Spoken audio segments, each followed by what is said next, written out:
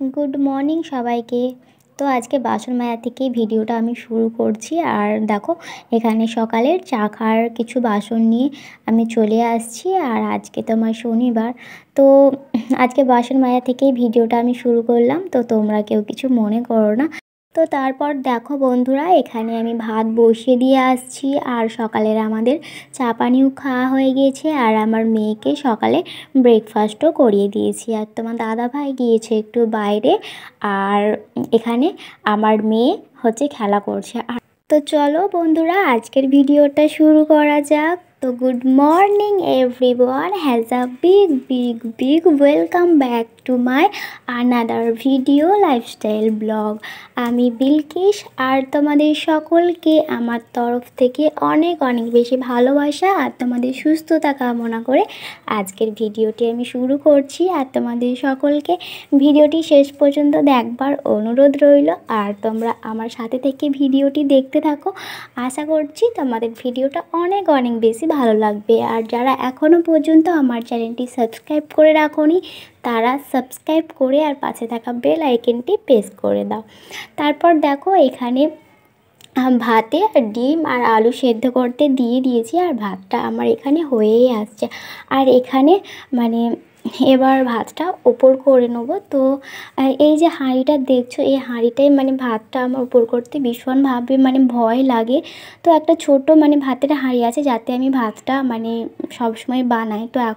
তো এখন ওই ছোট হাঁড়িটাই মানে ভাতটা নিলে আর হয় না। তোমার দাদাভাই যেহেতু বাড়িতে আছে, তার জন্য আমাকে এই বড় হাঁড়িটাতে মানে এখন ভাত মানে রান্নাটা করতে হয়। আর এই যে মানে ডালাটা দেখছো একদম এই সাইজের না, যার জন্য না মানে ভাতটা উপর করতে আমার ভীষণভাবে অসুবিধা হয়। আর আমার এত ভয় লাগে না, কি বলবো, ভীষণভাবে আমার ভয় লাগে। এই গরম ফ্যান সহ যদি হাঁড়ি উল্টে যায় না, তারপর তো মানে দেখার মতন মানে অবস্থায় মানে থাকবে না কেউ।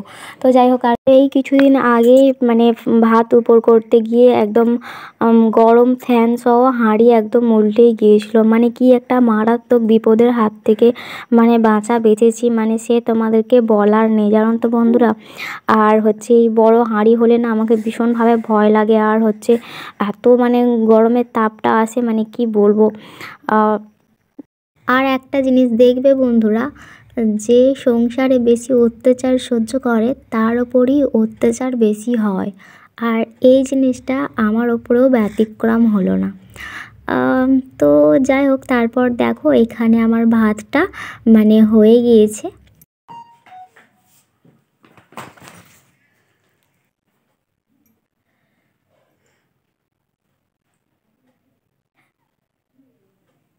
জানো তো বন্ধুরা, নিজেকে যখন খারাপ লাগে, কেউ কষ্ট দেয়, তখন ভীষণ কেঁদে কেটে আর মানে নিজেকে হালকা রাখার চেষ্টা করি। আর এটা ভেবে নিজেকে সান্ত্বনা দিই যে আমার থেকে আরও কষ্টে অভাগী আরও এরকম অনেকে আছে।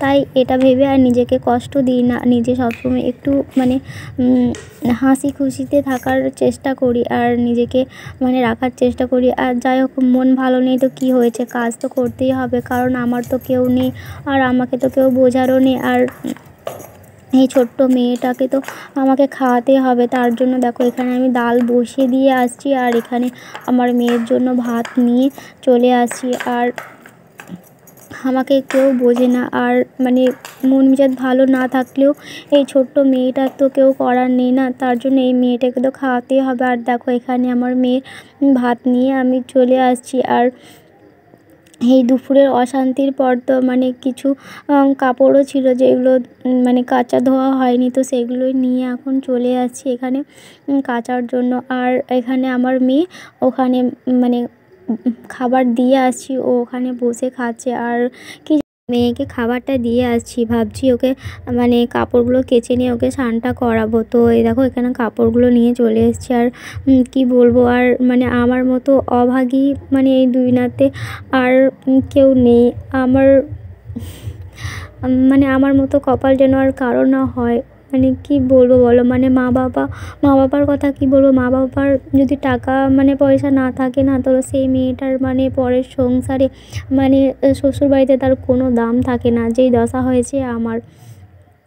আর দেখতে পাচ্ছ আজকে আমার মেয়ের অনেকগুলো কাপড় মানে নোংরা করেছে, তো সেইগুলো নিয়েই চলে আসছি। আর দুপুরের অশান্তির পর মানে রান্নাটাও মানে ডাল বসিয়ে আসছি আমার মেয়ের জন্য, আর হচ্ছে ওকে খাবারটা দিয়ে আসছি। আর হচ্ছে আজকে মানে ভাতে আলু দিয়েছিলাম, তো ওটা দিয়েই আজকে দুপুরের খাওয়া দাওয়াটা করে নেবো। আর ডাল বানিয়েছি, আর হচ্ছে তোমার কালকের একটু মাছের ঝোল ছিল, তো আজকে আর কিছু রান্না বাড়াটাও করতে ভালো লাগছে না। তারপরেও কি বলো তো, আমাকে তো মানে রান্না বান্নাটা করতে হবে, কারণ কি আমার এই ছোট মেয়েটার তো কেউ করার নেই, তাই না? আর আমাকে কেউ বোঝারও নেই। মানে তোমার দাদাভাই ভালো না এটা বলছি না, তোমার দাদাভাই মানে ভালো, কিন্তু কি বলো তো, সে কিন্তু আমাকে মানে বোঝে না। আর কি জানো তো, এখানে আমাকে বোঝার মতো কেউ নেই। আজকে মানে ভীষণভাবে নিজেকে একা একা মনে হচ্ছে, আর মানে ভীষণ মানে মা বাবার কথা মানে মনে পড়ছে, আর ভীষণভাবে মানে নিজের কান্না লাগছে। তো যাই হোক, তারপরে দেখো কিন্তু মানে আমাদের মতন এরকম ভাগ্য যেন কারো না হয়, মানে আমরা এমনই অভাগী। তো মাঝে মাঝে মানে এত মানে কান্না লাগে, মানে নিজেরই মানে মনে মনে দুঃখ হয়। মানে তারপরেও কি বলতো, একটা মেয়ে এতটাই অসহায়, তাদের কিচ্ছু মানে করার থাকে না তারা। তো যাই হোক, তারপর দেখো এখানে কাপড়গুলো আমি কেচে নিয়ে চলে আসলাম। আর আসার পর আমার মেয়েকে এখানে স্নান টান করিয়ে দিয়েছি। দেওয়ার পর মানে এখানে মানে আমি ডালটা বসিয়ে গিয়েছিলাম, তো মানে সেটাই এখন মানে দেখে নিব মানে ডালটা কতটা হয়েছে। দেখো এখানে ডালটা আমার মোটামুটি হয়ে গিয়েছে। আর হচ্ছে আজকে তো তরকারি আর কিছু মানে বানাইনি, মানে ভাতে আলু দেওয়া আছে, আলু ভর্তা করে মানে, আর ডাল, আর হচ্ছে তোমার মানে কালকের একটু মাছের ঝোল ছিল, তো ওটা দিয়ে মানে আজকে দুপুরের খাওয়া দাওয়াটাও করে নিয়েছি। আর তারপর দেখো আমি স্নান টান করে আর একেবারে মানে চলে আসছি ছাদে কাপড়গুলো মানে মেলার জন্য। তারপর দেখো এখানে মানে সকালে আমি একবার মানে চাদর মানে ব্ল্যাঙ্কেট কম্বল এগুলো একবার মানে রোদে দিয়ে গিয়েছিলাম। আর তারপর দেখো এখানে মানে কাপড়গুলো মানে সব মেলে দিচ্ছি। আর কি জানো তো, মানে রোজ কিন্তু এত করে কাপড় থাকে না, আর আজকে হচ্ছে আমার মেয়ে অনেকগুলো কাপড় নোংরা করে দিয়েছে, তার জন্য হচ্ছে অনেকগুলো কাপড়ই মানে আজকে ধুতে হলো। আর হচ্ছে কালকে কিন্তু অতটা মানে কাপড় নোংরা করেছিল না, মানে সব দিন তো আর সমান হয় না। যেমন কি সব দিন যেমন সুখ সহ্য হয় না, তেমন সব দিন আর কাজটাও মানে সব দিন আর সমান হয় না। তারপর দেখো এখানে দুপুরে খাওয়া দাওয়া করতে বসে পড়েছি। আর হচ্ছে আমার মেয়ে ভীষণভাবে মানে ভাত খাওয়ার জন্য মানে জিদ করছিল। এটা দেখো মাছের ঝোল, আর এটা মানে আলু ভর্তা বানিয়েছি। আর তোমার দাদাভাই গিয়েছে স্নান করতে, সে কিন্তু এখনও স্নান করে ফিরে আসেনি। আর এখানে আমরা মা বেটি মানে খেতে বসে পড়েছি। আর এই দেখো এখানে আমার মানে মামাম মানে ভাত খেতে বসে পড়েছে। আর এই দেখো এখানে মানে দুটো মাছ নিয়েছি, একটা আমার মেয়ের জন্য আর একটা আমার জন্য। আর তোমার দাদাভাইয়ের তো এখানে বাটিতে রয়েছে। তারপর দেখো তোমার দাদাভাই মানে স্নান করে মানে ফিরে আসার পর মানে আমাদের দুপুরের খাওয়া দাওয়া হয়ে গেছে। আর দেখো এখানে আমরা মানে মানে খাওয়া দাওয়ার পর বাসনগুলো নিয়ে আমি চলে আসলাম। আর হচ্ছে ওখানে আমার শ্বশুর দেখো বসে আছে, এখন তো আমার 2-2:30 বাজে। আর আমার শ্বশুর কিন্তু আমাদের ভাতে নেই, আর আমার জায়ের ভাতে আছে। কিন্তু আমার জায়ের ভাতে থাকলে কি ওরা টাইমের বাইরে মানে টাইমে তো খাবার মানে হয়ই না, আর হচ্ছে টাইমের বাইরেই মানে খাবার দেয়। যেমন কি আমার শ্বশুর আমার ভাতে থাকলে জানো তো, মানে সকালে চা খায়, তারপর 10টার সময়তেও মানে খাবার খাই, তারপর খাই দুপুরে, তারপর হচ্ছে রোজ বিকালবেলায় শ্বশুরকে আমি চা বানিয়ে দিই, তারপরে খাই তোমার রাত্রে মানে ভাত খেয়ে তারপর শোয়। আর আমার জায়ের ভাতে যে মানে যতবারই মানে আমার জায়ের পালিতে পড়ে সকালে 1 কুল্লি চা, আর মানে সারাদিন তোমার মানে না খেয়ে থাকে। আর 2টোর সময় মানে ভাত জুটে। তো আজকে 2:30 বেজে গেছে, এখন পর্যন্ত আমার শ্বশুর দেখো ওখানে মানে স্নান টান করে বসেই আছে, এখনও পর্যন্ত মানে জায়ের ভাত মানে ওদের বাড়িতে খেতে যায়নি। তো এরকমই হয়, সারাদিন ওই বুড়োটাকে মানে শুকিয়ে শুকিয়ে মারে। আর হচ্ছে আমি 5টায় থাকি বলে আমি কিন্তু মানে অনেক করি, আমি ওর পালিতেও মানে মানে সব খাবার এটা ওটা সব কিছু দিই, আর আমার ভাতে থাকলেও দিই। মানে আমি একভাবেই মানে মানে করে যাই। আর হচ্ছে কিন্তু সেই জিনিসটা তোমাদের দাদাভাইকে বললে সে কিন্তু জিনিসটা বোঝে না। আর আমরা হচ্ছে কোনো কিছু বলতে গেলে আমরাই হচ্ছে খারাপ হয়ে যাই। এইসব কথাগুলোকে কারোর সাথে শেয়ার করতেও পারি না, জানো তো। আর দেখো এই বুড়ো মানুষটা এখানে বসে আছে আর আমাদের খাওয়া দাওয়া মানে হয়ে গিয়েছে। তো আমি যখন বাসনটা মেজে উঠে আসলাম, তারপর মানে শ্বশুর মানে গিয়েছে ওদের ঘরে ভাত খেতে। আর রাতেও খাবার তো জোটেই না, মানে রাত উপোস দিয়েই শুতে হয়। তো আমি পাশে থাকি, আমি কিন্তু মানে খাবার মানে দিয়ে আসি, আমি কিন্তু মানে ওটা দেখতে পারি না, কাছে থাকি তো। আর যেটা যা দরকার হয় দিই, কিন্তু আমার বিয়ে হয়ে অবধি এসে অবধি কিন্তু কী বলো তো, মানে লকডাউনে বিয়ে হয়েছে 2020 সালে। তো সেই থেকে আসার পর আমি একভাবে মানে ওর পালি কি আমার পালি কি একভাবে আমি মানে আমার শ্বশুরকে সমস্ত কিছু ওষুধপালা, তার তেল যেটা যা লাগে সমস্ত কিছুটা আমিই টানছি। আর তোমার দাদাভাই হচ্ছে একটু কিপটে কঞ্জুস টাইপের, সে তো আমাকে এমনিই সংসারে টানাটুনি পয়সা দেয়, তার মধ্যে আমার সংসার কী করে চলবে বলো। আর এই সব কাপড়গুলো যে দেখছো এগুলো সব আমারই হাতে ধোয়া। আর মানে যেই থেকে আমার জায়ের ভাতে গেছে সে জীবনে ছুঁয়েও দেখে নাই।